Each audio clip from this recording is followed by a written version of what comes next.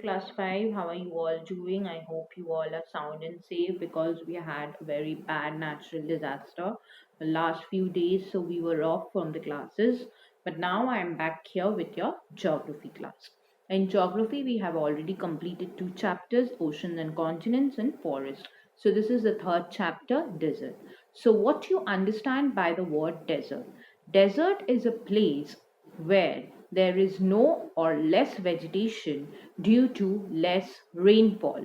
So, now a place where there is very less rainfall, because we know without water there is no agriculture possible. So, if we don't get water for agriculture, then how there will be vegetation? So, there is no plant or very less plants. So, there are two types of deserts in the whole world. One is hot and one is cold.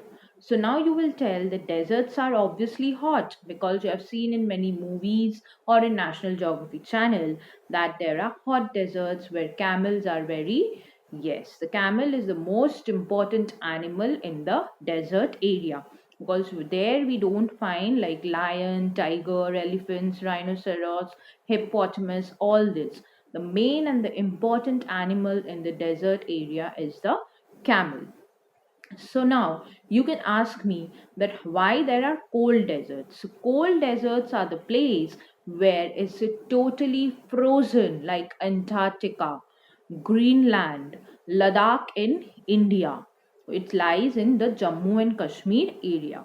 So these places which are totally frozen and totally cold in summer, the temperature is pleasant, and in winter it is frozen in days also and in nights also.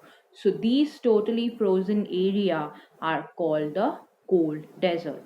And hot deserts, they always remain hot, but during the night time they become cool. Why? Because the land cools up rapidly.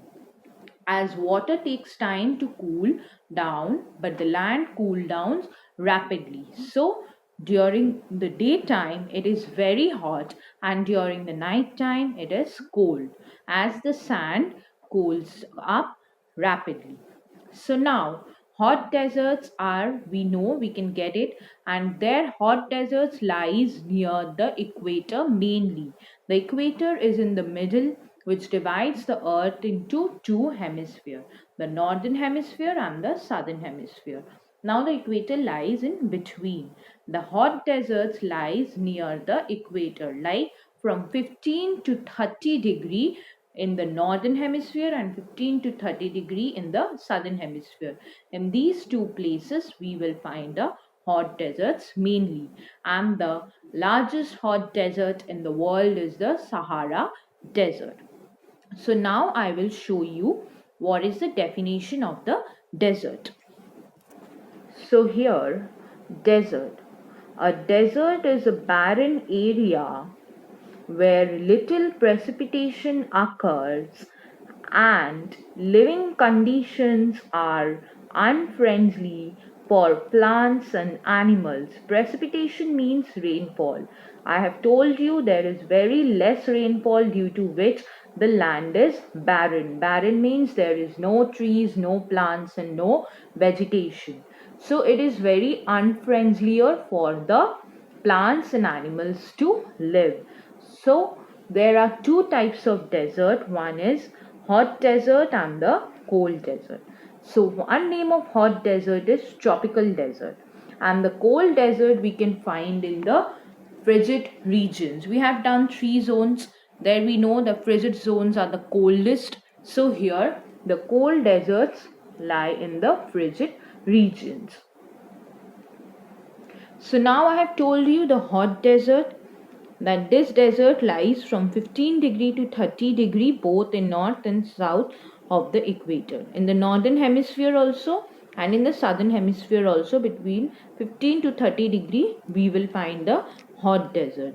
And in the hot desert the rainfall is less than 25 centimeters. So you can understand how much less rainfall, where in the tropical rainforest we have seen 200 centimeter rainfalls they receives, but here the rainfall is less than 25 centimeter.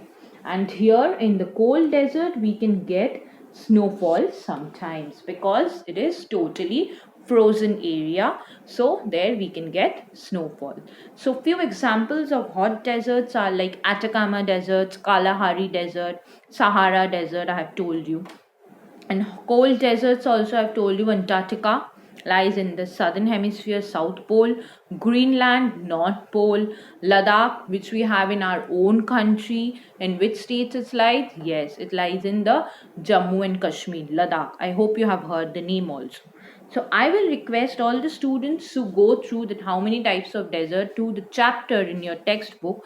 So in the next class, when I'll start with the textbook, I'll give a reading and make you understand. It will be easier for you to cope it up if you give a reading. So I hope you have understood what is a desert, how many types of deserts are there, and what are the main differences between the hot and the cold deserts. Okay class, thank you till I meet you in the next class. Thank you. Bye.